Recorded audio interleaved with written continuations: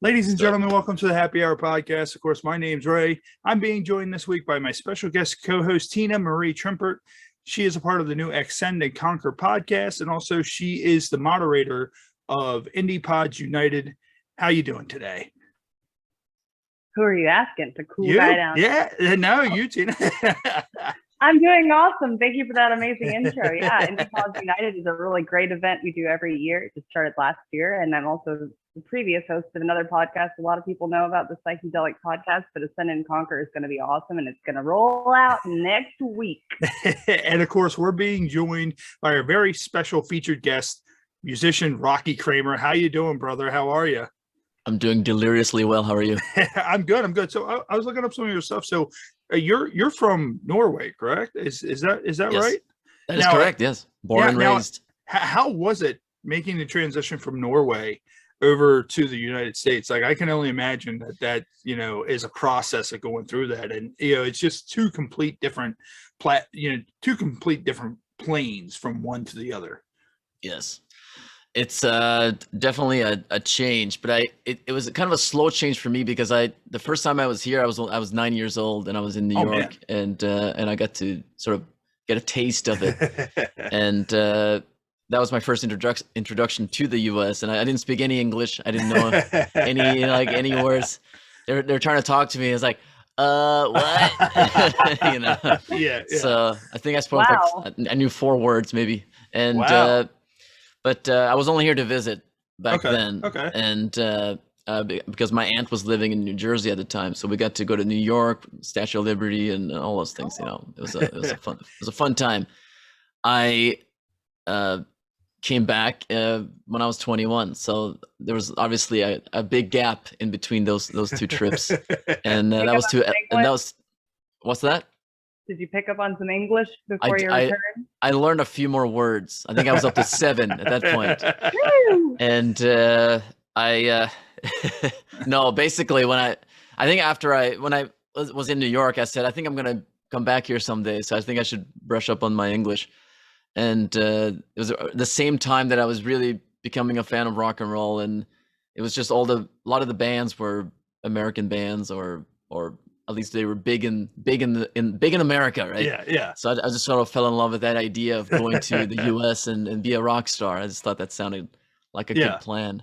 And so it's one of those things. When you're a teenager, you should dream big, because why not, right? No doubt. We know we have one life, so why not take advantage of it? We don't know what's gonna happen. I'm not gonna get into that stuff, but it's so true though. I felt that. Yeah, right. So I just from that early age, I wanted to come here. So I was always trying to learn the language and learn the differences. And Norway's obviously it's up north. It's north of Europe. It's very cold, especially in the winter. But I was going to ask if it was cold. It had to be pretty cold up there. Yeah, very cold. You'll probably see snow maybe 5 months out of the year. But the good thing is that in the summer, it's actually very nice. So the summers are really nice. We really do have true 4 seasons. Unlike California, which is where I am now, there's really like one is a little bit warmer, a little bit cooler, and then it fluctuates a little bit. Sometimes you might have to put a sweater on, and other times you might want to take your shirt off. So it's very easy to figure things out here. Yeah. But so that was a nice adjustment, because in Norway you walk out the door. He's like, oh, and then you it's like, okay, let's go back in. Yeah. So you spend a lot of time inside. Yeah. It's like, what's this? This is just like your environment box. Ray, we discovered we're both Norwegian. Well, I'm half. He's full. And you barely have an accent now. So I was about to say, fuck, your English is really, really good, dude. Like it's amazing. You. Like, if I wouldn't did the research and saw that, I would have never known you were from Norway. So like that, it's extremely well. And of course, with your music, like you have a lot of that old school hairband type style to yourself. You have, your hair looks to that. When you sing, it sounds that way. Really with singing, like what made you go that route with the whole old, and you don't really see a lot of that anymore. Like you look back in the day, bands like Poison, Guns N' Roses, even there for a while, Queen, they had that whole hairband, look, style, and sound to them, but you don't really get a lot of that today out of a lot of the rock bands that are pumping a lot of stuff out. Right. I think that in this day and age, it's there's a lot of variety. There's a little bit of everything, if that makes sense. There are all these influences, and everybody's trying to find their little thing. But I was always really into the music before my time, before I was born. So I grew up listening to Kiss and AC/DC, and all the guys. Right, yeah, quite right. And then just just all the guys with long hair, Led Zeppelin and Pink Floyd, whatever. It's all the British bands, all the American bands that were just doing really amazing stuff in the 70s and 80s. I listened to the Beatles too, but I was really into that sort of heavy guitar, and in some cases with the synthesizers and everything. And that was what was happening in the 80s was really cool. So I wanted to kind of create my own 80s life, because I didn't get to live it. So I just wanted to sort of, forget about that. I'll just, I'll just do it anyway, even though, people have moved on and now everybody's on their phones and social media and all those things. So you have to sort of, you have to adapt. So it's like it's the 80s 2.0 and trying to sort of learn a little bit from their mistakes, trying to, stay away from the drugs, but still, still enjoy the music and try to, keep things, I should say keep things melodic and keep things interesting. And that's something that they were doing really well back then. Nowadays, there's especially a lot of the rock stuff today is kind of repetitive and almost kind of like boring to listen to. And there's not a lot of stage presence really either. Like, that's the thing, the hairband guys, they had a lot of stage presence. They had what they wore was so much better. Cool pants, they stood out. Absolutely. You sat there, you saw them, you're like, man, like if I were to see you on the street, you said you were a rock star, I'm like, well, shit, you look like a rock star. Like, me, when I would tell people, hey, I'm like, hey, I did pro wrestling, and people will see me, they'll see my size, and they're like, hey, I can believe, he was a pro wrestler. So, it's just that, when you go out and play, do you have that whole, when you go out on stage at a live show, do you try to, kind of replicate the 80s type, look and feel of a show? Because you get a lot of cover bands that kind of do that, like Pink, Several Species, they do that, any kind of Kiss tribute band, they do a lot of that kind of stuff. So is it something that you incorporate as well? Yeah, I was always a very a big fan of the big stage shows, and I never liked watching a band on stage. It looks like they just got out of bed or something. You know what I mean? Like it doesn't look right. You feel like those guys should be down here, by the audience. Not the right hair. And it's like it's just I don't think it looks right. I mean, I realize that some people can relate to that and kind of the I don't know, the unpolished look, and that's cool, and that's sort of maybe what the grunge era was about. It wasn't about being pretty. Like, the guys in Poison, they were prettier than their girlfriends sometimes, so Whitesnake too. And Whitesnake too. I love Whitesnake. Whitesnake's a great band. And I just thought it was more fun to actually put on an act when you go on stage, and that's something that I think is important. That you're a performer, you're an actor. You transform when you go on stage, and that's something that I discovered when I was about 15.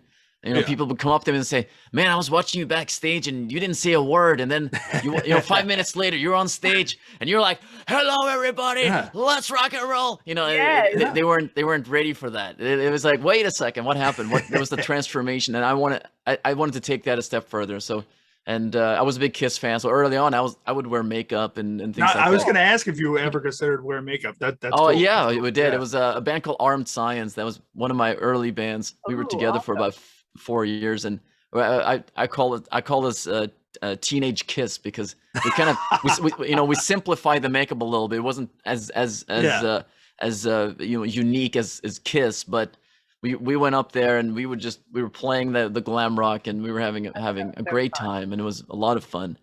And And that's what it's something that I feel like I always want to do that. I don't want to be the guy just wearing a t-shirt, you know what I mean? Yeah, and I mean, or like or puking like on the side after the show or something, or between shows. And I mean, really, with me, anybody who watches or listens to this podcast, however they do it. Of course, we're live on Facebook. You know, a few people are watching live and commenting in the thread, and you know, anybody who watches knows that I did pro wrestling, and I agree with you. You know, going out, like when I do a wrestling show, it's like, you know, you go to a wrestling show, you see a guy wearing street clothes or something they bought from Hot Topic.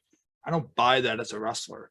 Like, you know, if someone's wearing like wrestling tights or trunks, or, you know, they have a gimmick, like what you said with going out and doing it, you're doing a gimmick. You know, it's a gimmick that you're going out and doing. You're a different person. You know, my dog could get hit by a car and killed, and, you know, I could get that phone call 5 seconds for walking out of that curtain. But you know what? When I walk out of that curtain, I have to flip that switch. And I have to become Chase Rawlings, and that's what it is. And it's like, you know, people will sit there and talk to me, man, you're the nicest guy in the world. But when I'm out there, I'm sitting there turning around looking at a kid and going, if you don't sit down and shut up, I'm going to knock you out of your fucking chair. You know, and that's just the way it works, you know. And but afterwards, it's like that same kid will come over and be like, hey, you want me to sign that? And it's like, yeah. So, but, you know, it's fun. And of course, you play guitar as well. So, you know, I was sitting there thinking that, you know, are you back to doing live shows yet, or are you still kind of doing stuff, you know, kind of in studio with COVID? I'm doing a weekly show on Twitch. So nice. It is live. It's live, but it's live, you know, at my own, you know, in my own comfortable place, you know. That's awesome. So I'm doing like 2-hour show. A lot of it is requests, but I kind of prepare some shows. I do some originals. And it's I think it's an important thing to do, because when you're live in front of an audience, you can always see their reactions, and it's you're getting real feedback. And when you're not performing, like you know, in front of people, like in the studio, you don't necessarily get that, even though people can listen to it and say, oh, that was good or that was bad. But producer not even sometimes.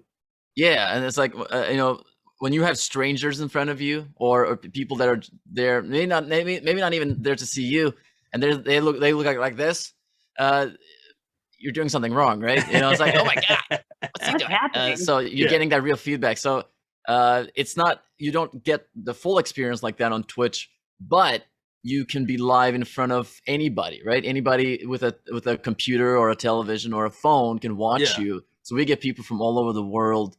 I mean, I'm here in LA, but there's people watching from Brazil or Canada, and you know, it's mostly like our part of the world, just like go down the whole globe, like either, you know, South America or North America or Central America for the most part. But sometimes we get people from Germany or Iceland or Finland. It's crazy. It's insane. You have less Norwegian fans than you would expect being from Norway. Do you promote that a lot to people? Like, I'm the ambassador of metal in Norway, and Norway loves metal.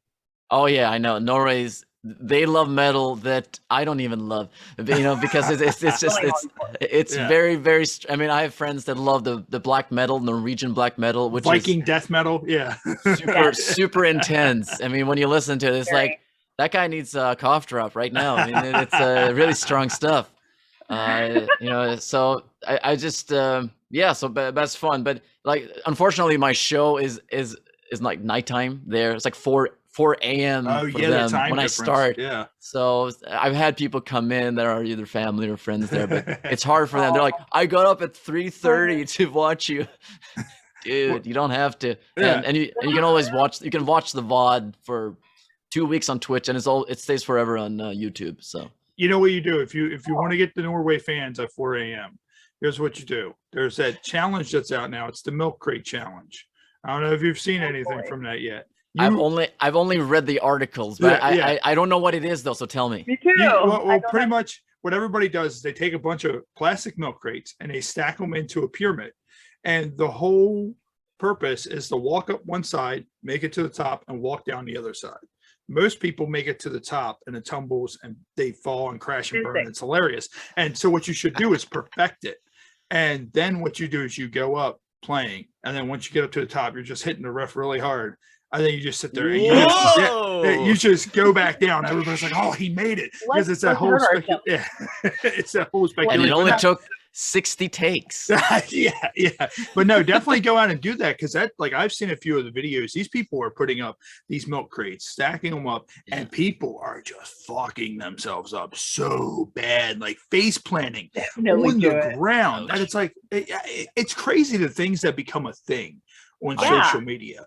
You know, you had what was it? They were doing the Tide Pod challenge. It's like, what the, like, and they're dying. The Kylie Jenner lip challenge. They were like busting their mouths open. Yeah. Was that the thing when they were like putting their lips in the thing and the lips were becoming bigger? It's like, what? Like 12-year-olds. Come on. You're fillers at 12. You don't even need to pretend. Stop it.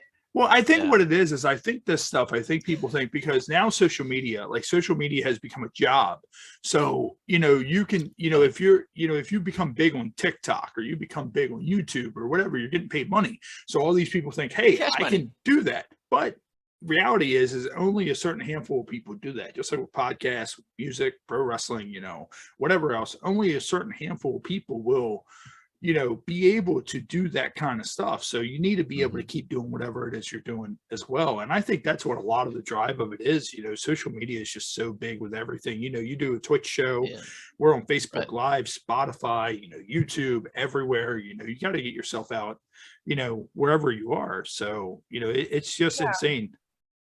Rocky, I have a question for you. So who were your earliest influences? And if you could compare yourself to somebody from the 80s, who would it be? Oh, boy. Hard question. That's a tough one. Let's see. Let's start out with the influences. I think early on, I was definitely listening to some British music, a lot of Beatles and Pink Floyd. I think that's how it started. And that was kind of when you listen to bands like that, they're on a completely different level than everyone else. It's just they're just completely like the complete geniuses, and everything they do is amazing. And it's hard to imagine how they even got there. And I guess in some cases it was a lot of drugs, but you know, whatever it takes, right? But they you know, they just did something that was really cool. And then I became more influenced by the straight up rock and roll, like Kiss and AC/DC and Whitesnake. A lot of straight up, you know, power chords and singing about partying English? And, you know, all that stuff. Simple stuff. But you know, is that how you learned English though? Like from AC/DC? I hope not. Those guys are not great at it. Just kidding.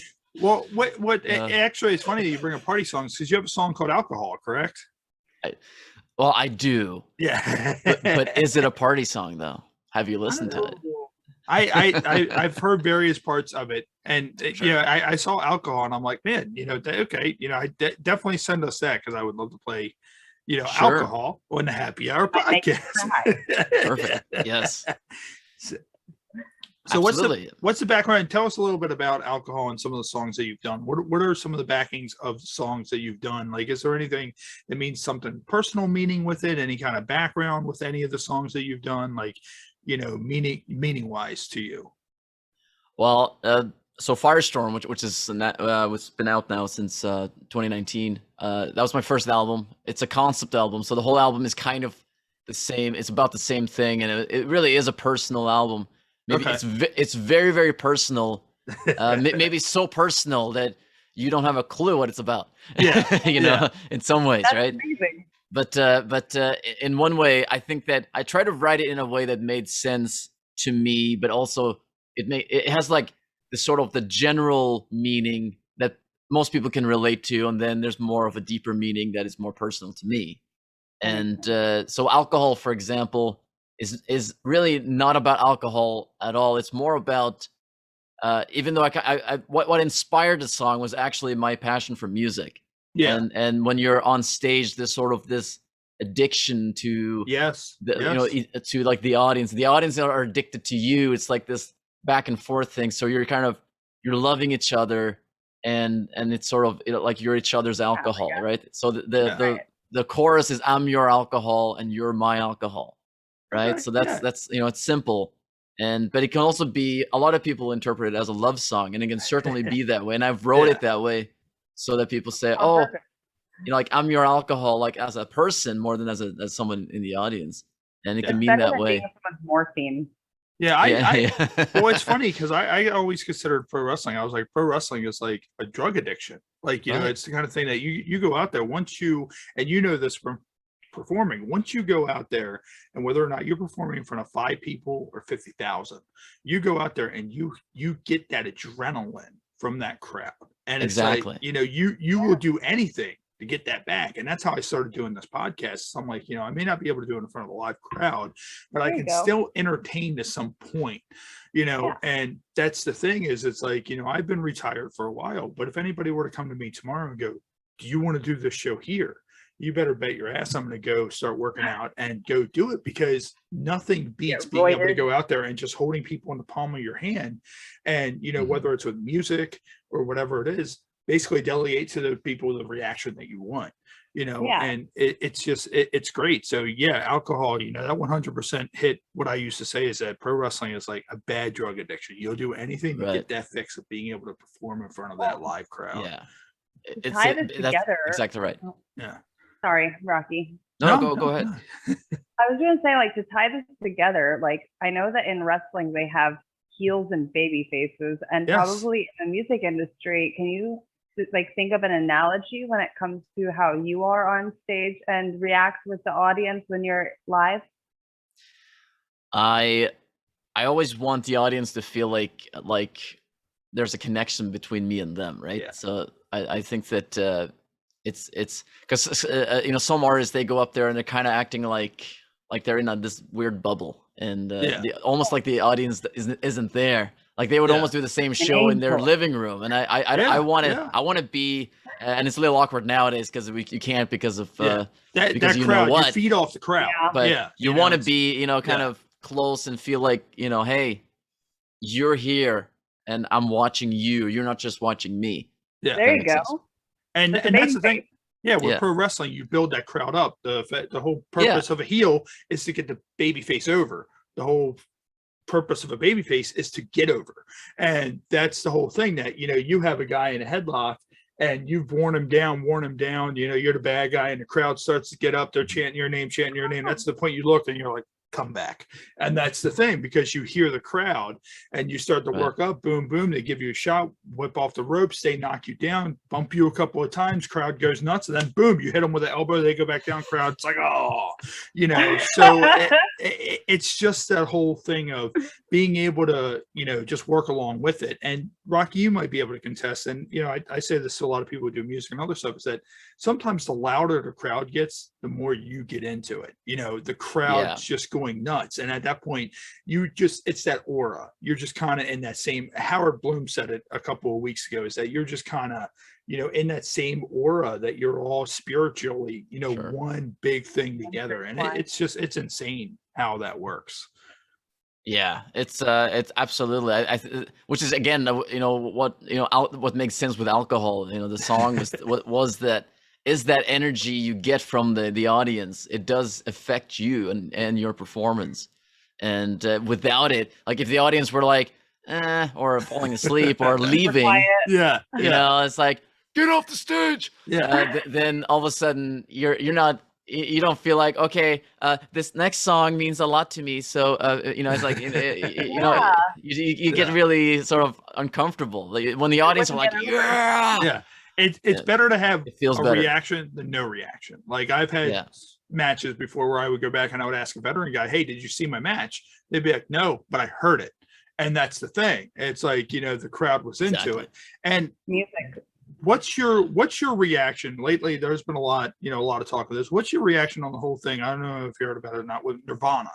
The guy who was the baby on the cover of the Nevermind album.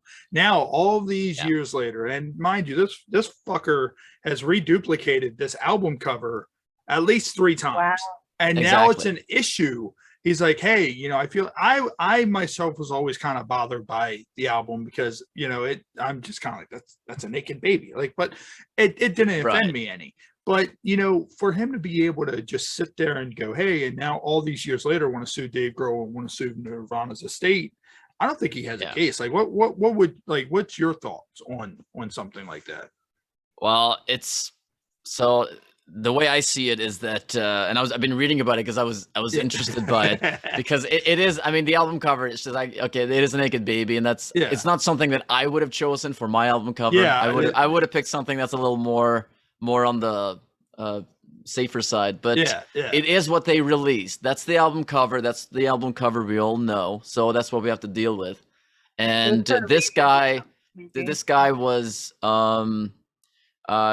he was obviously he was a baby at the time. I don't even know how he did that photo. Like, how do you get a baby to open your eyes underwater like that? I don't know how you do it. I still don't keep my eyes open underwater. I'm too scared. Sure we all did when we were in our mother's womb. Apparently, our eyes are open in there. Apparently, babies them putting babies in the water like that is a common thing. Apparently. Like I've heard about that before. I don't know why they do it or what the purpose of it is, but it's a common thing. Interesting, yeah. Really? But I feel like it's more old school, more around the time when an album cover came out. So that's probably why it makes more sense then. I think the whole Nirvana and the grunge era, they were going for something more. They're going for the shock factor. I think that having the dollar thing in front of him, which is funny because now he's chasing that. He's chasing that dollar like that's crazy. Legit. But it's like you said, he's redone the album cover at least like four or five times. Yeah. So and he has Nevermind tattooed on his chest. And he's and he's even says that he uses as a pickup line. You want to see my penis again? Yeah. Yeah. It's like goodness. What? So he's obviously trying anything he can to benefit from it. So he can't say, "Oh, I was terrified by it. Oh, I'm the guy on the Nirvana." Like, you can't say that and use it as your only way of fame. That's what he is. He's like the guy on the cover. He even says that's what he will tell people who he is. Oh, wow. And from what I can understand is that the reason why he sued is because he wanted they wanted to work with the guys, or the current the guys that are still alive from Nirvana, to work together for it was like an art show or something. And they didn't want to do it. So his response was, well, if you don't want to work with me, I'm going to sue you because I want to make money off of, that doesn't make any one sense. thing I have. Yeah. Because I have no other talents. But one thing, it's weird because you said he used it as a pickup line. I didn't hear that part. Yeah, and it's crazy. I thought that was disgusting. Yeah, well, not only that, it's like, do you want to see my penis again? It's like, well, I hope there's been a change from point A, picture A, to picture B, because if you're going, do you want to see my penis again? It's like, I hope you're still I hope not you know like, that I'm the guy from the cover. Yeah. It's like, well, I hope also it still doesn't look like that. It looks different nowadays. Yeah. And that was like one of his arguments was, well, it was really small back then. It's like, oh my goodness, you were a baby. Yeah, you were 4 months old. Yeah, and you're not grown with a 12-incher. Yeah, it's funny. Maybe it didn't grow.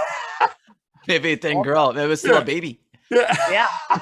It's funny because I'm a baby down here, but I'm all grown up here. Yeah. It's funny that he said he didn't consent for it, but it's like, one, you're 4 months old. Somebody signed off on it. That's the thing. Okay. Legally, somebody signed off on it. His father did. His father got paid $200 for it. Oh, well, at the time. Wow. That's it? Yeah. So he went out and got himself some beer and whatever with that $200. I'm sure he was happy. Right. I think the father is he's associated with the band, and he's a photographer. I think he's the one that took the photo. I believe I might have that wrong. Oh, okay. But they took the picture in a pool.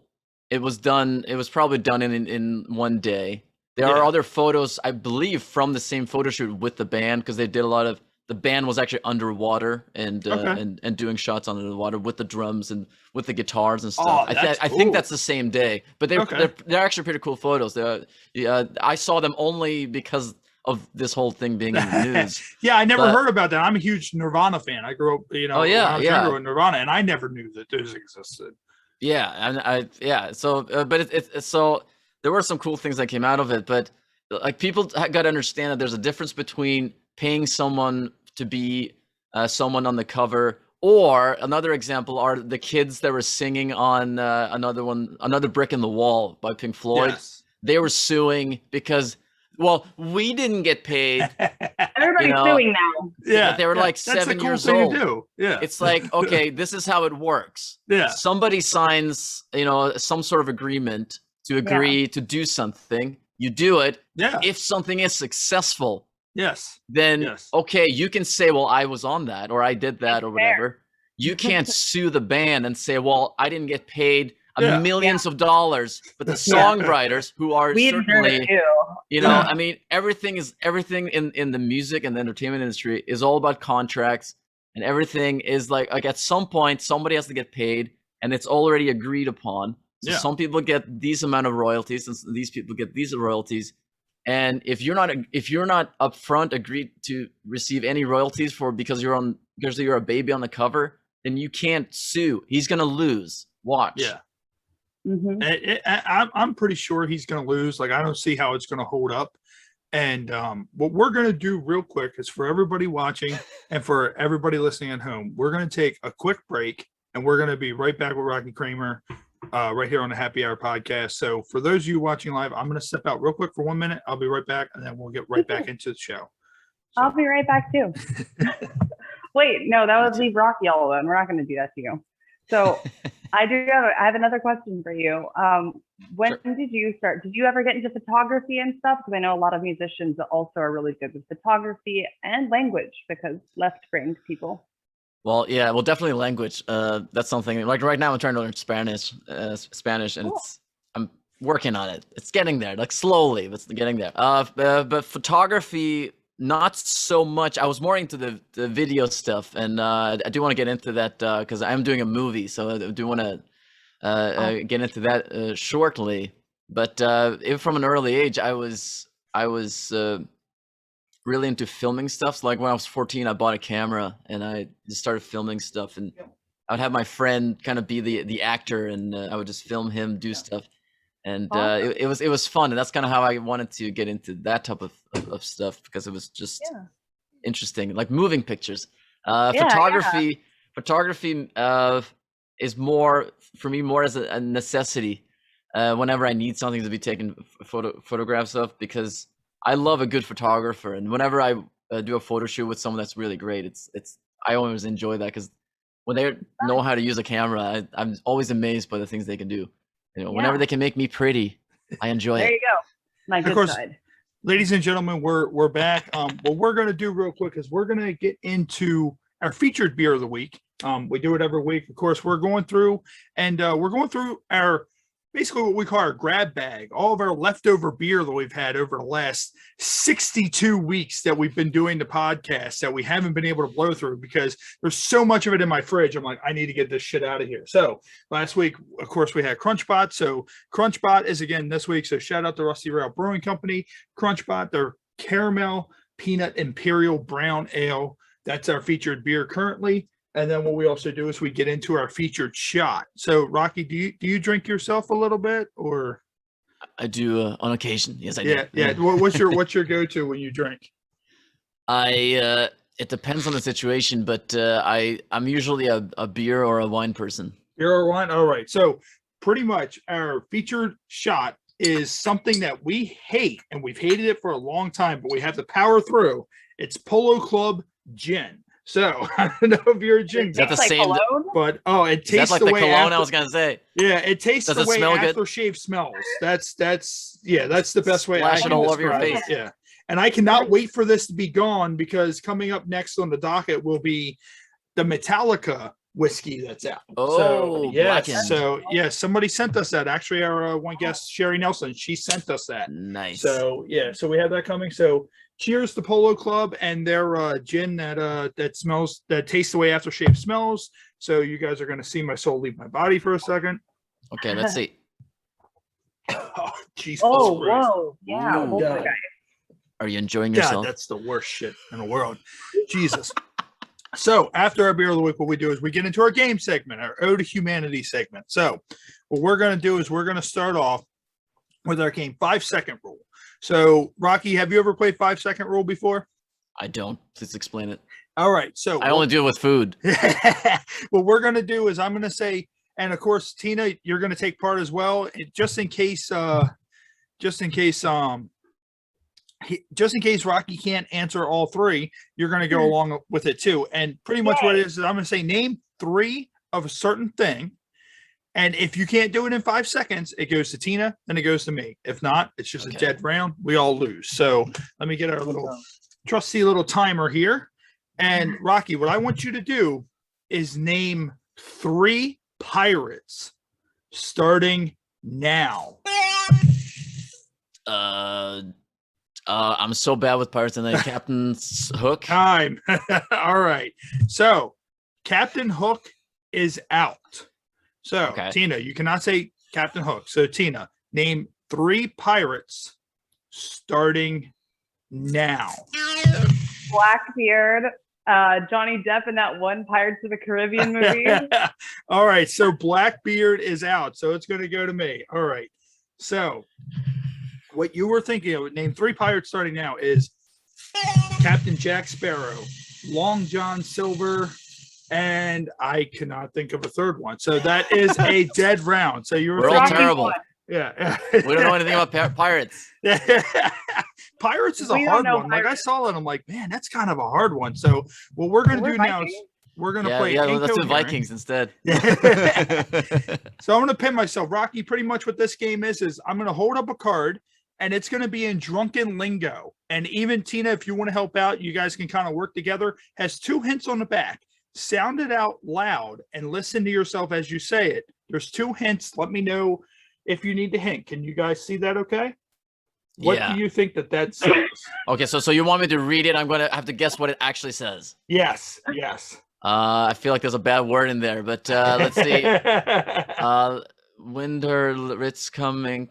Winter Ritz coming. Winter it's coming. Yes, you got it. Yes, 100%. Winter is coming. So the hints were snow. The time is nigh. And then a phrase used to warn friends and family that Sunday nights are booked for the foreseeable future because there's nothing they can do about it. Those were the 2 hints in case you guys needed them. And then, of course, from that. So let me go ahead and remove the pen. If this thing decides it wants to, because it works a little slow. So there we go. Gallery.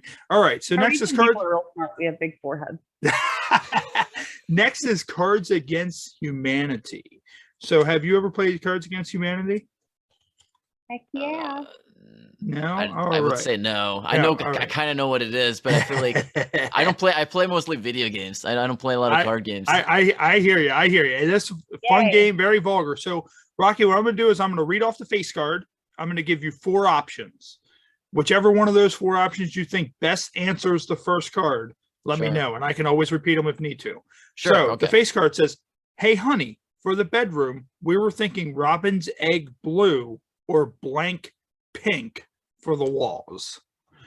And your choices are enticing a hummingbird to drink nectar out of my urethra.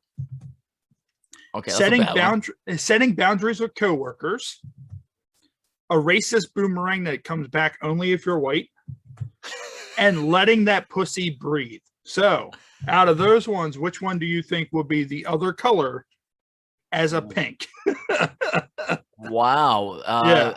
It's so hard to choose. What was the first question? What was the question? What was the first part? The first part was, "Hey, honey, for the bedroom, we were thinking robin's egg blue, egg blue, pink." Okay. Oh gosh. Why is there a boomerang in there?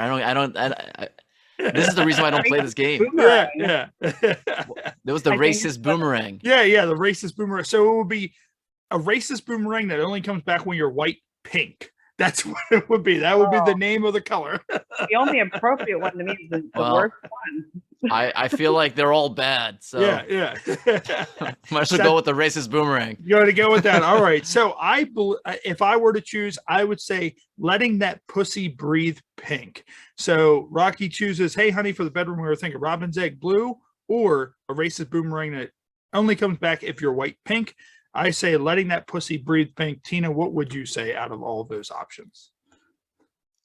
Oh man, I say no to all of them. No to all of them. That's the right answer. That's the right answer I right cannot. there. Fair enough. Cards Against Humanity is a very, I told you, it's a very out there It's game. pretty And I just vulgar. literally just draw 4 cards out and that's that. So what we're That's going to what do real quick is we're also going to get, I also like to do a drunken rambling segment, which I sit there and I say 5 facts and then we talk about the random 5 facts. So the first one is basically, did you guys know that when they used to take your temperature, it used to involve brandy instead of mercury? They used to put the alcohol brandy. In the 1600s, thermometers called on brandy instead of mercury. I wish it would have stayed that way. My thermometer could have doubled as a flask. Turns out mercury measures temperature more accurately. So that's crazy. Okay. Like, could you imagine that? Like mercury, and instead of mercury, you get brandy. Like that's nice. insane. I feel like it's more safe because mercury can kill you. Like that's the thing. So if a thermometer breaks and you get exposed to mercury, Well, you don't we want have to electronic ones now. Yeah, yeah. there's Just a use lot an of electronic one. Use the one that goes in your ear, on the forehead. And also there have been Mercury's 14 dangerous. presidents during the reign of Queen Elizabeth, and she's only met 13 of them. So that's crazy. Yeah, in her whole entire reign, there's been 14 presidents. That's a long reign because when you look at it, What? yeah, I guess it makes sense, but yeah, wow. and then also Crazy. moderate alcohol consumption could protect you against heart disease. So just not if you're an alcoholic, just moderate alcohol consumption could protect you against heart disease. And also, there's a haunted radio station that's been broadcasting in Russia since the 1980s, and no one is knowing where the signal is coming from. It's mainly like a static noise, and sometimes you get a voice. So just imagine that. Like, there's a radio station out there that's playing like a sound and random voices, and they have no fucking clue where it's coming from. Yeah, like another dimension, some sort of alien like radio station. Definitely aliens. Yeah, for sure. Yeah. And then I always like to do one weird law as well. So one weird law is that in Poland, it is illegal to wear Winnie the Pooh anything in Poland. Shirts, whatever. Wear it as like merchandise? Yes, yes. It is illegal to wear those. And the reasoning behind that is because Winnie the Pooh does not wear pants. Exactly. And that's why. Yeah. So, yeah. Oh, what about Donald Duck? He doesn't wear pants either. Yeah, Donald. So I get Donald. I'm gonna have to look that There's up. a lot Donald of pantsless characters in Disney. Those damn Actually, perverts. well, when you look at it, Bugs Bunny and Daffy Duck would be considered naked. So would Scooby Doo. That's the whole thing. Yeah. So yeah, Scooby Doo is a dog, though. Yeah, Scooby Doo is definitely a dog. I mean, also, he's Winnie the Pooh is a bear. So I think it's because it's very hard to draw pants on animated characters. Yeah, because it's the movement. That's why they only have 4 fingers. Like, it's not because they cut it off. It's because it's easier to draw it. It's hard to draw pants. Also, cats don't have 5 fingers. I know nothing about cats. Yeah, I have 2 dogs. I've yelled at them twice to not come into the room while I was coming in and going out. So, Rocky, you have a movie coming up. What would you like to tell us about the movie that you have coming up? So yeah, we were kind of talking about briefly about almost like time traveling from the 80s. So this movie is basically you were almost talking about the movie without realizing it. It's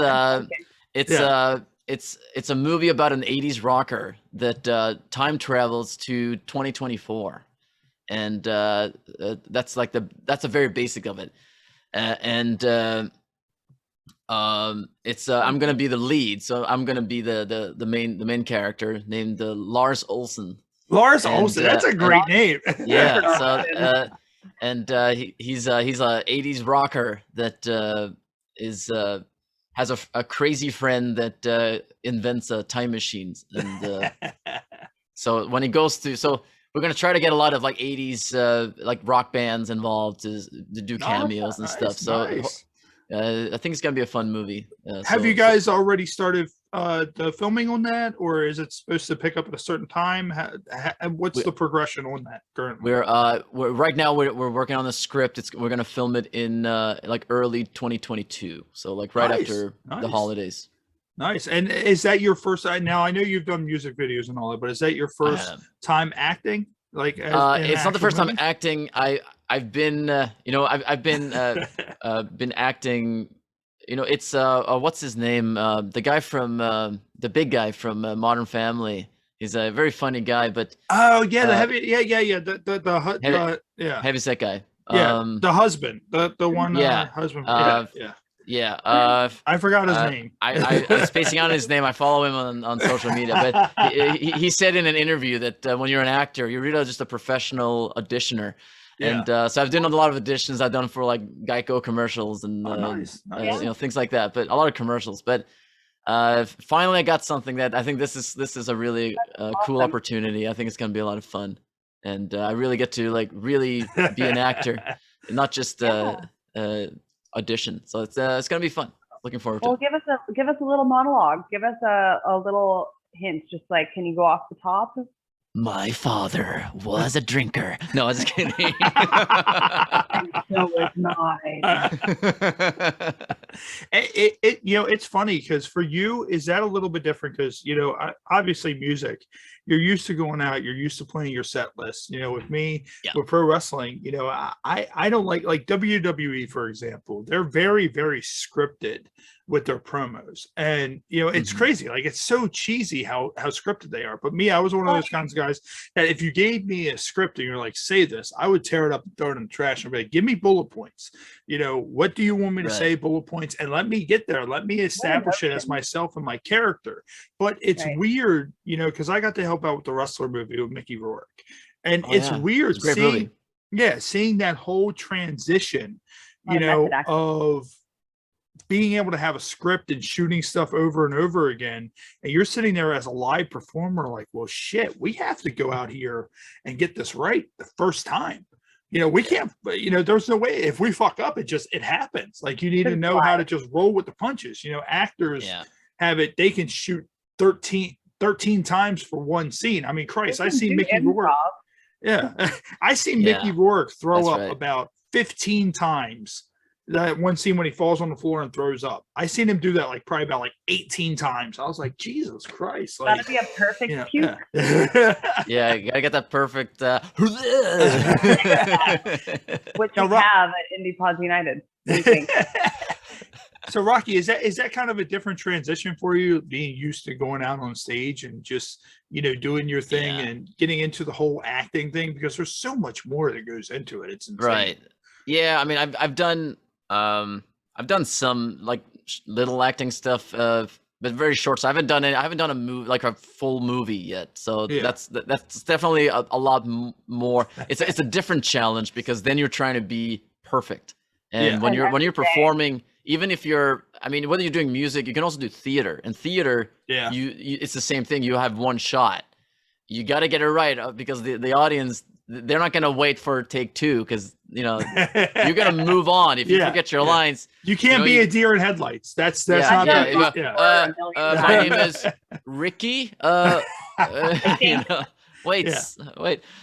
So I think that it's a different thing. So I love when you're live, you're tense. You're on adrenaline, because you can't mess this up. Yeah. That, okay, you got one shot. You got to go out there and do it right. One opportunity. One opportunity. Mom, spaghetti. He's nervous. Nervous already. Yeah, that's right. Vomit on this sweater already. Mom, spaghetti. That was such a great way Eminem did that. Like, the way he redid that song, it was awesome. I like it better than the original, actually. Yeah, it's amazing. I think I like Eminem. I think he's great. He's a very interesting guy, but he knows how to spit some words, some lines. I guess. Oh well, I mean, you look at it. Eminem's so good that he brutalized Machine Gun Kelly so bad that he switched genres. Like, Machine Gun Kelly is now doing rock music because he came for Eminem, and Eminem destroyed him so bad he's now doing rock music, or what he calls rock music. It's because of Megan. I think Megan Fox drank MGK's blood. That could be. I thought it was good in the Dirt. I thought it was good as Tommy Lee. Yes. I like that movie, actually. I gotta watch it again. That was fun. Now I have to. Yeah. Oh, I think it's a good movie. It's a lot of rock and roll movies are kind of a little bit here and a little bit there, but that movie I thought it was good. I It's think on Netflix, I Bohemian think. Rhapsody was really good too. Loved it. That was great. Yeah. It's not very accurate, but it's a fun movie to watch. Oh yeah, and when very they good. cast it, I forgot the actor's name, but the guy that they casted for him, spot on. Not with the long hair. I didn't think he was as good with the long hair, but when he had the mustache and the short hair, spot fucking on. He looked exactly like Freddie Mercury when he had the short hair and the mustache. Rami Malek, yeah, he's great. He's a terrific actor, and they really did a great job at recreating Live Aid. It was just it was very accurate. There, somebody did like a shot by shot comparison, and they're very very close. Movies like that, like the one about Ray, which is called Ray. That movie made me cry so much. That was a really good movie too. Oh, I haven't seen it. I have to see it. And now, Rocky, have you done any covers? Are there any covers that you do? And if so, I did. Yes. What are your favorite ones that you do? So, when the pandemic started, actually it was right before the pandemic. I wanted to do some covers because we were supposed to tour in 2020 in the summer, and we didn't. So, but it started out as I just wanted to do some covers. So the first one I did was Pink Floyd, "Comfortably Numb," and nice. And that was a fun one. And then when the pandemic started, I started just making one every month, basically. And I did Foo Fighters, The Pretender, nice. Linkin Park, Breaking the Habit. Really? That's cool. Oh yeah, That's yeah. Cool. I did Churches, Keep You on My Side, Edwyn Collins, A Girl Like You, Queen, The Show Must Go On. I like that one. That was a good one. I did Yngwie Malmsteen, Baroque and Roll, which I'm a guitar player, so it's like CD ever. Yeah.